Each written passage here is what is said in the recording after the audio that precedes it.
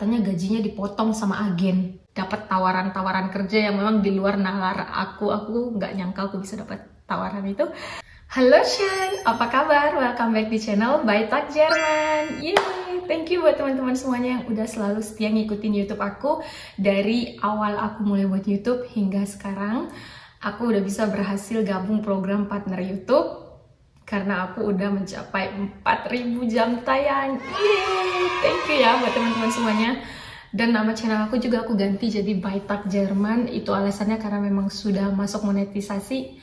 Karena nama channel aku yang sebelumnya itu channel bawahan aku udah lama banget, dan itu memang kayak awal-awal aku bikin YouTube setelah aku di Jerman itu aku nggak emang sih aku tuh ada keinginan dari dulu pengen bisa ini ya bikin YouTube yang terkenal gitu, yang banyak ditonton orang. Tapi pas aku mulai di video pertama aku setelah di Jerman itu aku itu nggak aku itu belum benar-benar 100% yakin aku bakalan fokusin itu YouTube. Makanya nama channelnya aja aku biarin aja kayak gitu, kayak aku nggak ada kepikiran mau coba cari nama channel yang cocok untuk cerita aku setelah di Jerman ini. Dan nama channel By Tak Jerman ini sendiri secara tiba-tiba gitu ya dapat waktu diskusi sama si Om yang sering aku ceritain ke kalian, itu gabungan Bayen dan Batak gitu. Karena aku sering banget cerita ke orang-orang di Bayen ini yang dekat dengan aku ini orang Batak gitu. Aku bilang, kalau mereka tanya Batak itu apa, aku bilang itu suku di Indonesia.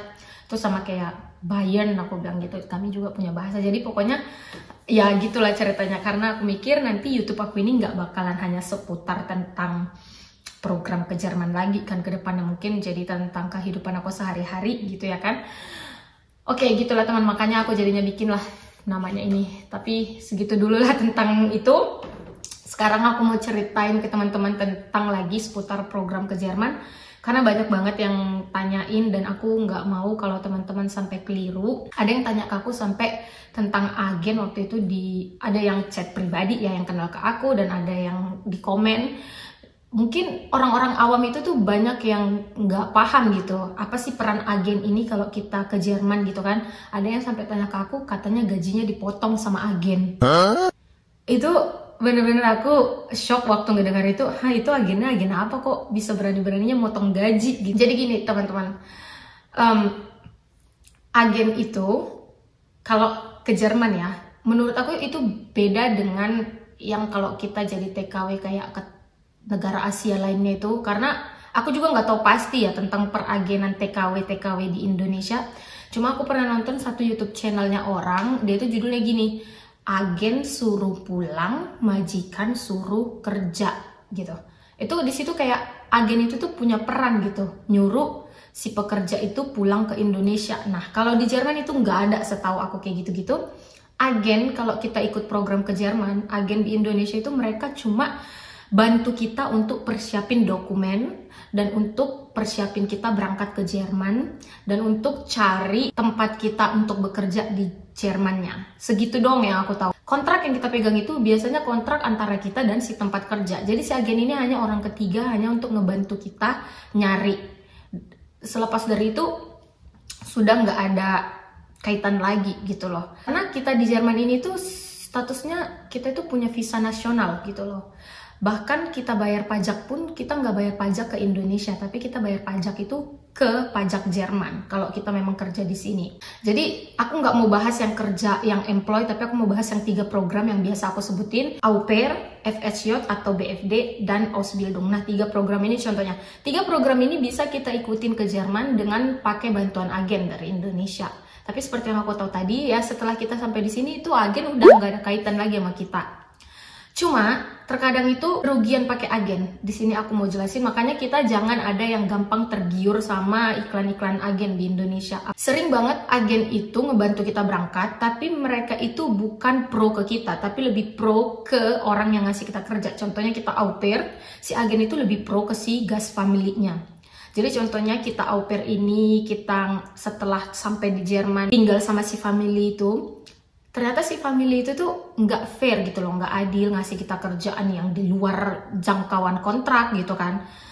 Ngebuat kita kayak benar-benar babu. Ingat, au pair itu bukan babu ya teman-teman, jangan ada yang mau diperlakukan babu. Nah terkadang kita yang pakai agen, kita ngadu ke si agen pun, dia tuh bukan yang ngebela kita, tapi malah bilang kita ya udah tahan-tahanin aja kan cuma 1 tahun digituin. Dan kadang itu ada yang kalau kita mau keluar, aku pernah dengar juga nih dari salah satu anak au pair Indo, dia mau pindah family dan dia itu ikut agen gitu ya, nggak tahu agen yang mana, dan dia malah diancam sama si agennya dia harus bayar denda penalti kayak kita di Indo gitu. Nah ini hati-hati kalau yang pakai agen, jangan sampai mau nanda tanganin perjanjian bahwa kita nggak akan pindah family. Kalau kita pindah family kita harus bayar denda, jangan mau. Itu tuh pembodohan, itu tuh benar-benar membuat kita hanya akan kena masalah karena kita belum tahu itu si keluarga baik apa enggak.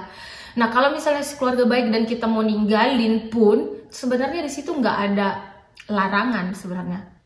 Di sini itu di Jerman itu semua orang berhak ngelakuin gimana ya, karyawan itu tuh ya kayak dilindungin gitu loh. Kita kalau memang mau stop di tengah kontrak ya stop, ya kita kasih alasan gitu kan. Apalagi kalau keluarganya yang memang jahat, ya apa alasan kita untuk bertahan gitu kan. Nah yang kedua lagi untuk yang Ausbildung nih terutama ya teman-teman. Ada teman aku yang ngeluh ke aku, gila mahal banget ini bayar agen Ausbildung. Ya memang mahal, makanya jangan mau pakai agen kalau memang ngerasa nggak punya duit gitu loh. Makanya tujuan aku bikin video YouTube ini tuh emang pure awalnya tuh pengen ngebantu teman-teman supaya yang nggak punya uang pun punya image bahwa ke Jerman bisa tanpa harus bayar mahal banget gitu kan. Kayak tadi yang aku bilang, kita bisa mulai dari program au pair dulu jika memang kita usianya masih cukup. Terus habis itu ganti BFD setelah di sini. Terus habis itu Ausbildung. Karena memang kalau dari Indonesia bayar agen untuk Ausbildung itu tuh benar-benar mahal banget. Dan kelemahannya pakai agen untuk Ausbildung dari Indo. Ada yang pernah ngelihat iklan agen nggak? Tawaran agen untuk program Ausbildung itu tuh terbatas banget. Kalau nggak gastronomi, perhotelan, atau di toko roti. Padahal mungkin teman-teman yang pengen Ausbildung itu, yang melamar ke si agen itu, punya bakat, talent, atau ilmu yang di luar bidang itu gitu loh, yang jauh lebih bagus. Tapi karena dari Indo pakai agen, nggak tahu ya kenapa agen ini cuma berani kasih tawaran di bidang itu doang. Nggak tahu apa mungkin memang dilarang sama kedutaan ngambil bidang lain. Kayaknya nggak ada deh di syarat kedutaan, tapi kayaknya perlu kita cek.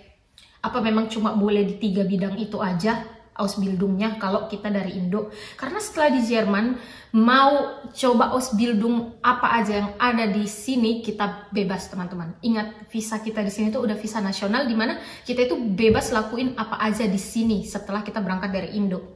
Mau menikah langsung juga boleh, nggak perlu pulang ke Indo dulu. Atau mau langsung kerja juga kalau memang ada yang terima, bisa gitu loh. Dan kelemahannya pakai agen untuk Ausbildung itu tuh gini, kita itu lamar Ausbildungnya dari Indo, udah bayar mahal, dan itu tempat Ausbildung kita nggak pernah jelajahi langsung, nggak kayak kalau kita di sini, kayak aku yang ada di video aku sebelumnya.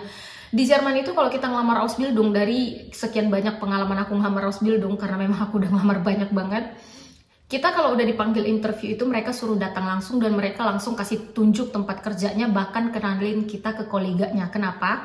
Karena si pemberi kerja itu dia pun mau kita itu tuh nggak buta, hanya sekedar asal nerima itu tempat kerja, tapi kita nggak kenal itu tempat kerja gimana. Mereka itu mau kita itu benar-benar match sama kerjaan itu dan benar-benar match sama dia. Bahkan kita itu nggak jarang disuruh untuk Probearbeiten dulu. Itu artinya kayak kita disuruh coba 1 hari kerja dulu, dan biar dia lihat dan biar kita juga tahu apakah kita sama satu sama lain itu tuh saling cocok gitu. Jadi nggak cuma sekedar hanya interview kayak waktu di Indo ngelamarnya cuma pakai video interview ditanya gitu. Kita sendiri nggak tahu apakah itu koleganya emang baik, cocok sama kita, terima kita, terus tempat kerjanya memang kita nyaman atau enggak. Itu yang sering terjadi sepertinya ya setelah berangkat sebelum ke Jerman, dari Indo berangkatnya sampai di Jerman nyesel ternyata bidang itu nggak cocok sama dia gitu kan. Terus ya koleganya nggak enak lah, nggak asik lah, nggak nyaman lah, jahat lah, gimana lah gitu. Kayak ada aku kenal satu kakak, kalau kakak nonton mohon maaf ya aku bahas sedikit. Ada satu kakak ini, dia itu pakai agen dari Indonesia dan dia ini udah lagi sibuk pengen cari cara untuk pindah bidang Ausbildung gitu, minimal pindah tempat Ausbildungnya gitu loh. Jadi kita itu dari Indo udah bayar agen mahal, ternyata kita sampai di Jerman itu nggak bisa gitu loh tenang kerja di tempat yang udah dibantu sama si agen itu. Kita harus cari tempat lain, dan nyarinya itu biasanya kita harus cari sendiri. Jangan harap si agen ngebantu, karena gimana pun si agen itu tuh juga semuanya di Indo gitu loh, kecuali memang mereka punya orang yang stay di Jerman yang bakalan bisa kita tanya dan bakalan bisa dampingin kita. Kebanyakan agen itu di Indo mereka cuma tahu prosedur dari Indo. Gimana prosedur di Jerman mereka banyak yang nggak tahu, teman-teman. Jadi saat kita ngeluh pun setelah kita di Jerman, mereka nggak bisa bantu karena mereka sendiri bingung birokrasinya di sini gitu loh.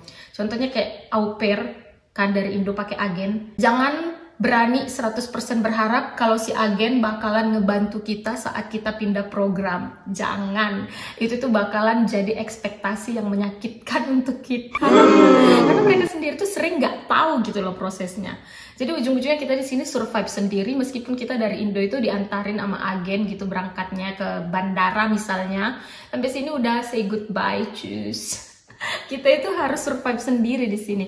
Ya mungkin kita bisa ngarapin agen, tapi terkadang itu lama dan ujung-ujungnya kita itu ya izin tinggal kita nih yang dikorbankan. Kalau mereka lambat, ya kita siap-siap disuruh pulang. Jadi ujung-ujungnya kita pengen cepat sendiri gitu kan. Ujung-ujungnya kita sendiri juga pada akhirnya yang ngurus.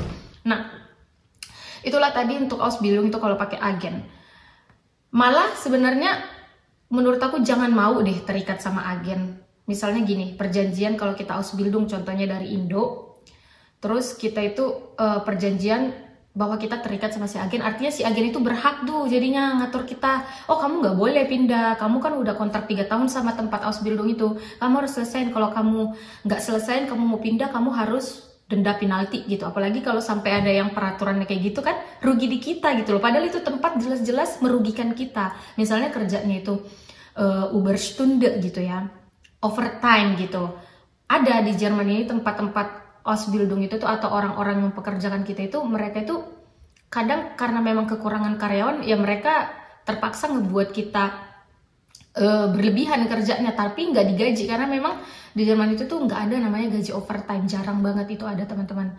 Jadi terkadang yang kayak gitu, ngapain kita bertahan di tempat kayak gitu kan. Tapi lagi-lagi gara-gara kita ada terikat sama si agen, ujung-ujungnya kita juga yang dirugikan. Mending kalau kita itu terikat sama agen, fungsi agen itu untuk melindungi kita, itu masih mending. Tapi itu jarang banget terjadi, teman-teman. Teman-teman au pair aja banyak yang pakai agen, ujung-ujungnya mereka itu di sini itu ya benar-benar nggak ada harapan dengan si agen itu. Si family-nya tiba-tiba ngusir, mutusin kontrak, si agen nggak bisa apa-apa. Kenapa ya? Karena si agen di Indo gitu loh. Makanya enaknya tuh memang kalau memang ketemu agen yang memang mereka itu punya orang yang bisa ngebantu kita di Jermannya langsung. Kalau ada yang kayak gitu dan memang kita males ngerjain sendiri, ya udah pakai agen itu agen yang benar-benar bisa dibilang ya garansi lah 50%. Walaupun nggak bisa dibilang 100% garansi ya, karena memang di sini tuh kita mau ngarepin orang lain susah. Karena kita itu kejar-kejaran sama